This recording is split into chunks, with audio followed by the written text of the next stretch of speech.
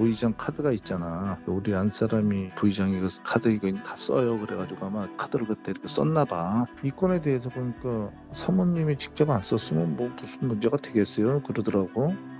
근데 우리 안 사람이 일부 직접 쓴 게 있더라고. 김병기 의원실인데요. 필요해서 뭐 CCTV 이런 거 뭐 이렇게 얘기 나오고 그러면 절대 저 보여주지 마셔라. 윤석열 정권 때 우리 한 사람이 그 조사를 받을 때 6번을 받고 맞았다고 그러더라고요. 무혐의를 올리니까 다시 조사해. 그건 어떻게 하나 들었습니다. 그런 상황인데 윤석열 정권의 가장 핵심한테 이걸 갖다가 부탁하면은 일반적인 상식으로 볼 때 죽이라는 소리지 그게. 민주당 의원한테 뭐 부탁을 하자고 그랬다고 고록스로도 어떻게 뭐 좀 이해를 하겠는데 그런 것들이 너무 무분별하게 이렇게 얘기가 나가는 거 아닌가 그런 생각은 듭니다. 지난 2024년에 동작경찰서는요, 민주당 김병기 의원의 이 배우자 법화 유용 의혹 사건에 대해서 넉 달 동안 이 조사를 진행했습니다. 그런데 그 결과는 무혐의로 종결하는 것이었습니다. 자, 이를 두고 김병기 의원이요, 동작서에 수사 무마 청탁을 한 게 아니냐, 그리고 동작서로 수사 이 무마 의혹이 요즘 이 확산이 되고 있는 겁니다. 그런데 서울경찰청은요, 이 동작서가 이렇게 무혐의 의견을 올리면 이건 아니지 않아? 다시 조사해봐 라고 되돌려 보냈다는 겁니다. 근데 이게 한두 번이 아니라 무려 아까 들으셨겠지만 김병기 의원도 언급합니다. 무려 6차례. 뭐 언론에 따라 다르지만 최소 3차례 이상 또는 뭐 6차례 이상이라는 보도도 있고요. 어쨌든 중요한 건 이겁니다. 동작서에서는 계속 이거는 무혐의예요. 서울경찰청에서는 이건 아니잖아. 다시 보강해봐. 이게 반복됐다는 거예요. 이게 정식 수사도 아니고 내사 단계에서 이 정도로 같은 경찰끼리도 야 이건 아니지 않아? 이렇게 왔다 갔다 하는 게 흔한 겁니까? 드물죠. 매우 드물죠. 통상은 이제 이거는 죄가 됩니다라고 했을 때 인권을 위해서 네. 엄격히 심사해 보니까 야, 그 죄 되는 건 아닌 것 같다라고 해서 보통 그렇게 핑퐁은 하기도 하는데 네. 이와 같이 이게 이제 내사 단계거든요. 입건을 할지 말지에 대해서 내사를 시작하게 되면 이게 수사 단서가 될지 여부에 대해서 또는 수사할 필요성이 있는지 여부에 대해서 조사를 하는 거예요. 그 조사한 내용을 보고 이거는 수사할 필요성 자체가 없다라고 계속 올린 거죠. 네. 근데 서울청에서는 수사할 필요가 있다라고 요것만 더 해봐라. 그렇게 6차례 정도 했다는 거죠. 네. 그럼에도 불구하고 저렇게 불입건 종결을 했다는 부분은 이해가 안 되는 부분이 있어요. 웬만하면 입건합니다. 네. 왜냐하면 그렇게 상급기관에서 하기 때문에. 네. 그럼에도 불구하고 굳이 저렇게 불입건 종결했다. 상당히 이례적이죠. 그러니까 김병기 의원 측은 오히려 이 상황에 대해서 이렇게 설명합니다.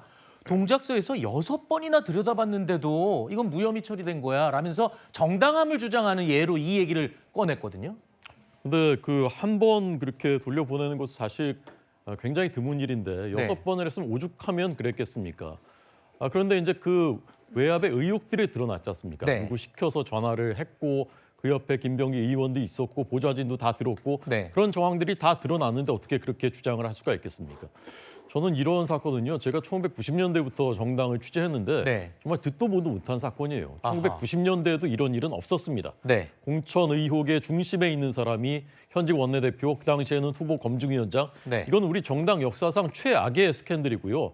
구의원의 업무 추진비를 갖다가 자기 부인이 쓴다? 이거는 정말 상상하기도 어려운 일이거든요. 네. 이런 일이야말로 이런 거 하라고 특검 제도가 있는 거 아닙니까? 권력을 네. 수사하라고. 특검을 통해서 명명백백하게 진상을 밝히면 될 일입니다. 어제부터 이 야당 측 패널들은 기승전 특검으로 계속 얘기를 다들 하고 계십니다만 자 여기에다가요 김병기 의원 배우자의 또 다른 구의회 업무 추진비 유용 의혹이 제기가 된 겁니다. 하루가 멀다 하고 계속 추가적인 의혹이 나오고 있는데요. 기존에 제기됐던 의혹보다도 2년이나 앞선 이번에는 2020년의 일입니다. 김병기 부부가 과연 카드만 썼겠느냐. 2020년 9월 17일 날 할인마트에서 35만 원, 2020년 12월 18일 날 마트 용산점에서 45만 원 카드입니다. 적요란을 보면 내방객 제공 다과류 구입 이렇게 써 있습니다. 그 담당자는 의장의 업무 추진비 카드로 구입한 사실이 없다. 이마트 용산점은 특히 용산에 있기 때문에 동작구 의회에서는 사용하지 않는 곳이다라는 진술도 저희가 확보했고요.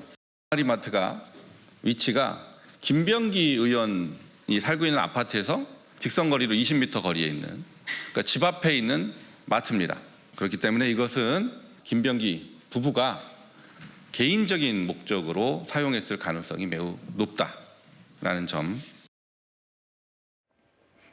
자, 그러니까 이번에 이 카드 사용 내역서를 보면 특징이 있습니다.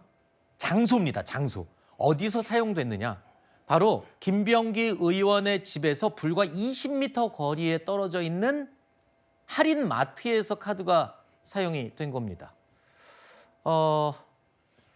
글쎄요, 김병기 의원의 배우자가 쓴 것으로 누가 봐도 지금 보이는 상황이죠. 근데 저 부분은 좀 더 심각한 부분이, 예를 네. 들면은 누가 썼든지 간에 어쨌든 사람 만나가지고 여러 점심을 같이 먹거나 이렇게 식대로 사용하는 거하고 저런 식으로 뭔가 누군가가 쓸 다과류를 저렇게 상당한 액수를 구입하는 거하고는 질적으로 다르죠. 저 카드는 지금 동작구 의회의 그렇죠. 업무 추진비 카드인데 용산 마트에서 그러니까 구의회 의원들의 업무 추진비거든요. 그러니까 구의회 의원들이 구정 업무, 구의회 업무를 위해서 공금으로 지급되는 카드예요. 그런데 저 카드를 저렇게 특정 그 집 근처에 썼다는 부분은 일단 구의회 주변에서 썼으면 그 뭐 구의회 다과리 구입비로 썼다고 할 수가 있고, 또 아까 장진영 그 위원장이 얘기했듯이 이미 그렇게 쓰지 않는다는 거거든요. 네. 구의회에서는 한꺼번에 구입을 하지 저렇게 업무 추진 카드를 쓰지 않는다는 거기 때문에 저 부분은 분명한 문제가 있어요. 네. 그런데도 2020년도 거기 때문에 이게 밝혀지기가 어렵다는 거죠. 마지막으로 한마디만 간단히 드리면 저 부분은 뭔가 지속적으로 관행적으로 저렇게 해온 것이 아닌가라는 네. 그런 오해까지 사는 상황이죠. 자, 사건이 이 지점까지 오면 제가 아까 그랬잖아요. 야당 패널들이 특검을 지금 계속 주장하신다고. 그도 그럴만 하지 않습니까? 왜냐하면 경찰이 지금 연루돼 있는 것으로 의혹받고 있는 상황에서 경찰에 의해서 이게 제대로 수사가 되겠냐라는 거는 누가 봐도 의심할 수 있는 추론 가능한 의심 아니겠습니까? 합리적인 의심 아니에요? 그럼 특검의 필요성도 주장하는데 마땅한 이유가 된다고 보이는데 어떻습니까? 뭐 제 생각에는 민주당 차원에서 특검 수용 여부까지 고민할 필요는 분명히 있을 것 같습니다. 네. 근데 지금 각종 의혹이 제기되고 있는 상황이고 여야 간에 아직까지 협의가 안 된 상황입니다. 국민의힘 같은 경우 뭐 전 정부 얘기 탓해서 뭐 좀 문제가 있습니다만 그 당시만 하더라도 민주당에서 특검을 주장했을 때 상당히 정치적 공세라고 얘기한 측면들이 분명히 있어요. 전 그래서 지금 일단 경찰이 수사하는 부분과 관련해서 여러 가지의 나온 정황을 보게 되면 네. 경찰 내부의 수사가 압력을 받았다는 의혹도 분명히 있고, 그렇죠. 경찰 수사 자체가 제대로 진행되는지에 대한 의혹이 있기 때문에 네. 경찰이 이것을 계속 수사했을 때 그 수사 결과에 대해서 국민들이 신뢰성을 갖겠는가라고 하는 의구심을 가지고 네. 아마도 야당에서 문제 제기를 하는 거라 생각이 듭니다. 네. 전 그래서 이 부분과 관련해서는 민주당 같은 경우도 이 상황과 관련된 포괄적인 입장을 정할 필요가 있다. 네. 근데 일단 12일 날 윤리심판원에서 1차적인 어떤 이 부분에 대한 판단이 나올 거라는 생각이 들거든요. 네. 그런 판단이 나오게 되면 민주당도 이 부분에 대한 입장을 정하지 않을까 생각이 드는 측면이 그때 있고요. 가면 특검 뭐 수용 여부에 대해서도 입장을 그러니까 얘기를 하겠다. 일단 이 부분에 대한 내용도 있을 것이고 네. 또 하나의 측면은 김병기 의원이 국민한테 설명할 필요가 있어요. 네. 나는 아무런 상관이 없다, 무관하다, 무죄다라고 계속 얘기하고 있는데 그것에 대해서 의혹을 살 만한 내용들이 계속 나오는 상황이기 때문에 네. 여기에 대한 본인의 포괄적인 설명도 분명히 필요하다. 네. 포괄적 설명, 그다음에 민주당 내부의 어떤 윤리심판원에서의 결정 이런 사항들을 보면서 저는 이런 부분과 관련해서 민주당이 조금은 국민적 신뢰에 맞닿을 만큼의 방법들을 찾을 어떤 용단이 필요하다는 생각이 들긴 합니다만 네. 지금 시점에서 바로 받아라? 참 그거 쉽지 않은 상황이라는 생각이 듭니다. 하나 궁금한 게요. 경찰의 수사는 엄연히 경찰의 수사고 윤리심판원의 결정은 별개의 문제 아닌가요? 아까 제가 볼 때 민주당에서 입장을 정할 때 네. 그걸 말씀을 드리는 거죠. 네. 그러니까 여기서도 내부에서 당원 당규에 따라서 우리 당에서 문제가 되고 있는 의원에 대한 네. 처벌 조항들이 존재하겠죠. 네. 그런 처벌 조항에 대한 절차를 밟으면서 거기서 나온 결과를 가지고 판단을 해야 되는 것이죠. 네. 그렇지 않다면 어떤 결과를 가지고 판단할 수 있을 것인가? 그리고 또 아직까지 또 원내대표 선거나 최고위원 선거가 11일 날 진행이 되기 때문에 네. 그 선거 이후에 새롭게 만들어지게 되는 지도부, 원내대표들이 모여서 네. 이 부분에 대한 결정을 하게 되지 않을까 생각이 듭니다. 네.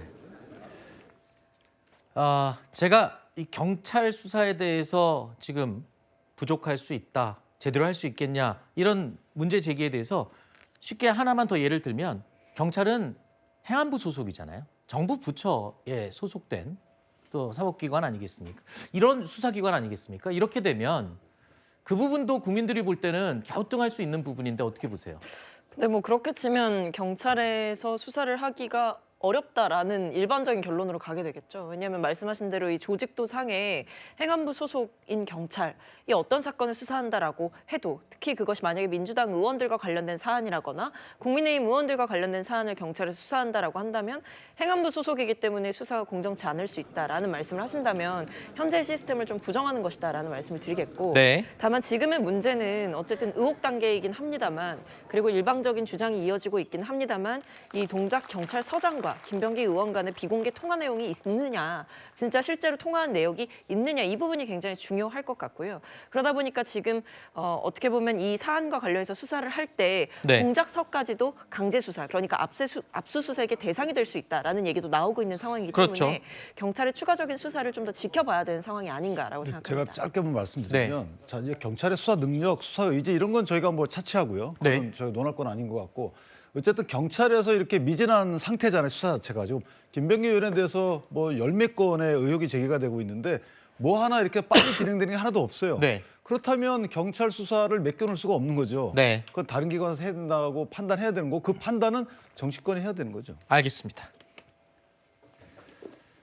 자, 이런 가운데 김병기 의원에게 이 공천 헌금을 건넸다는 것으로 알려진 이 내용의 탄원서를 쓴 사람이 2명이 있죠. 전직 동작구 의원 2명입니다. 이 2명이 각각 오늘 그리고 내일 경찰 조사를 받습니다. 자, 경찰이 본격 수사에 착수를 한 것으로 보이는데요. 자, 여기에 불똥이 또 이제 민주당 지도부로 튀었습니다. 어제 민주당 정청래 대표가 시민단체로부터 고발을 당했습니다. 김병기 의원의 공천 헌금 의혹을 알고도 묵인했다는 건데, 그러니까 김병기 원내대표가 이 강선우 의원에게 그 얘기를 듣고 알면서 묵인했듯 김병기 원내대표가 정청래 대표에게도 보고하고 알면서 묵인한 게 아니냐, 이게 기본적인 의심인 거죠. 네네. 그러니까 지금 민주당은 자꾸 이거를 이제 그 이른바 뭐 휴먼 에러다, 네. 그 개인들이 잘못한 거다 이렇게 하는데 이거는 시스템 에러 정도가 아니라 시스템의 컨트롤 타워 자체가 문제가 있는 게 아니라 거의 직접적으로 연루돼 있는 시스템 자체를 갈아엎어야 되는 정도의 사안이에요. 이거 정말 듣도 보도 못한 일이거든요.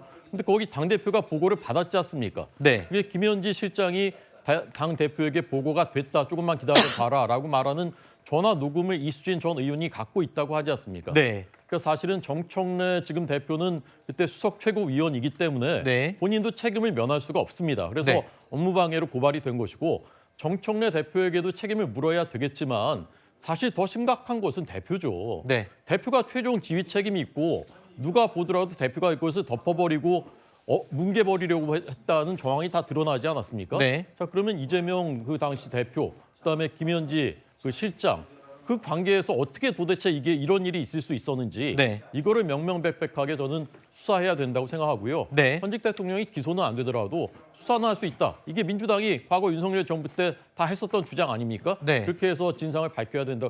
그걸 누가 하겠습니까? 특검이 해야죠. 경찰이 지금 6번이나 김병기 의원 이거를 다 덮어버리려고 했고 네. 김병기 의원이 2022년 뉴스타파에서는 본인이 시인까지 했잖아요. 네. 내 집사람이 일부 쓴 게 있는 것 같다. 네. 그때 어떻게 된 거죠? 왜 경찰을 수사하지 않았고 이 뉴스타파는 그때 보도했는지 모르겠습니다만 그러니까 김경 의원도 그 문제가 제기됐는데도 12월 30일 버젓이 출국해버리지 않습니까? 네. 그러니까 경찰한테 수사를 맡길 수 없다는 이건 국민적인 공감대라고 생각합니다. 네. 조금 전에 이 민주당도 이 특검에 대해서 입장 정리를 하려면 일단 윤리심판원의 결정을 좀 지켜보고 입장을 정리를 해야 될 것으로 보인다라고 우리 패널께서 말씀을 해주셨는데